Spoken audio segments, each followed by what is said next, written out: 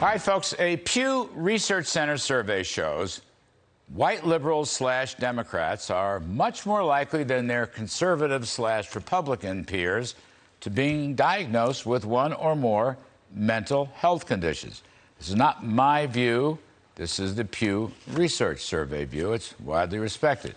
This has been out for maybe a year. I just discovered it.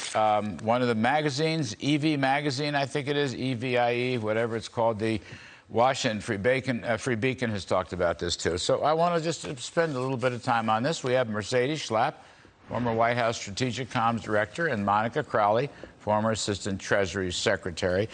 Mercy, I go to you first. Let me just read the numbers here because, again, this is not, none of us have done this. This is from the Pew survey. 56% of young white liberals diagnosed with a mental condition, only 28% of young white moderates, and only 27% of young white conservatives. Now, with respect to young men diagnosed with a mental condition, 34% of liberal Democratic men, 22% of moderate men, and 16% of conservative men. So the toughest one here is young white liberal women. So, Mercy, what do you think about this?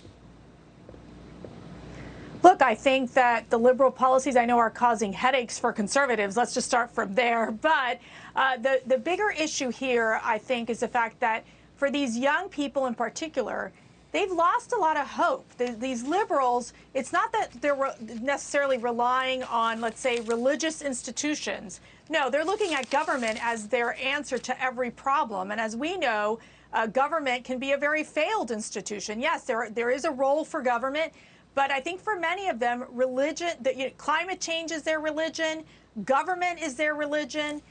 There has been this huge, I think, uncertainty that's even come from this pandemic and fear that has been produced.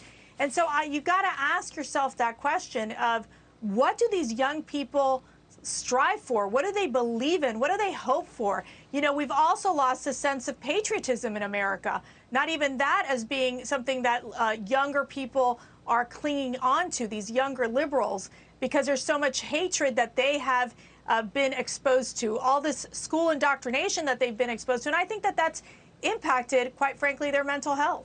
I mean, Monica, drawing on this from Mercy, it's just interesting to me now. Look, the last year and a half, because of the pandemic, has been a time of great anxiety for everybody, okay? I know I felt it working in the White House and leaving the White House. It's just the way it is. It's tough. But having said that, to Mercy's point, government as a religion seems to have failed. It may have disappointed liberals a lot more than conservatives. And I wonder, Monica, also about the secular angle versus a faith angle. I don't want to blame. I know liberals that go to church and so forth. That's not my point. But in general speaking, Monica Crowley, maybe the secularism is taking its toll.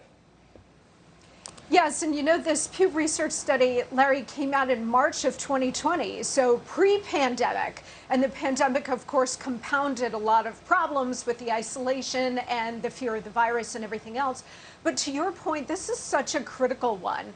And it's one that President Nixon talked and wrote about, President Reagan as well, that when you have the state as your God, when you have the state as your religion, to fill the void that should be filled by other things like faith, family, community, all of the things that conservatives really do value and have been a pillar of the United States since its founding.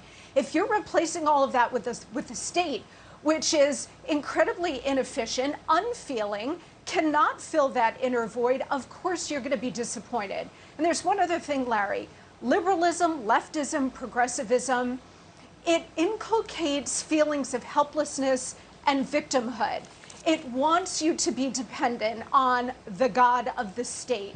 And so, of course, it's going to lead to feelings of anxiety and depression, because rather than promoting feelings of strength in the face of hardship, resilience, and so on, it's promoting these other things and actually encouraging them. It becomes a compounding effect. It becomes a self-fulfilling prophecy. And we're losing generations because of it. Yeah, well, all right. Look, Mercy, we're not psychologists, we're not social scientists. It's a difficult poll to figure out, and it deserves I think it deserves a lot of analysis. I mean, it's a clear demarcation between young white liberals and young conservatives. I mean, that's really quite stark. Mercedes, let me turn to a perhaps happier topic, if you will. As a national political observer and analyst, we had Larry Elder on the show Friday for a good long interview. Such an impressive guy. We've all known him for a long time.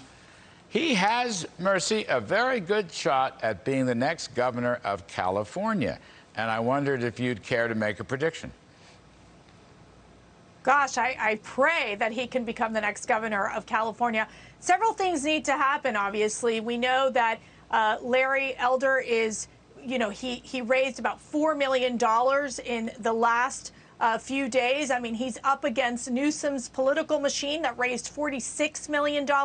Then you obviously have a lot of division within the Republican Party where you have several candidates who are on the ballot. That creates a problem. It would be nice for the Republicans to unite and support Larry Elder or the person we think is the right one to win in California. Look, it's an uphill battle for Larry, and the mere fact is he did get in late, but he's courageous and he is a happy warrior and he's willing to put up a fight against Newsom, especially when you're talking about the massive exodus that we've seen in California from the people who have left, the businesses who have left. He has a strong case to make, and hopefully he can take it and win it in September. By the way, he's raising a lot of money. He's outraising everybody in the money story.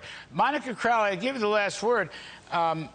I worry. I mean, first of all, I hope sincerely Larry Elder wins. I hope he wins.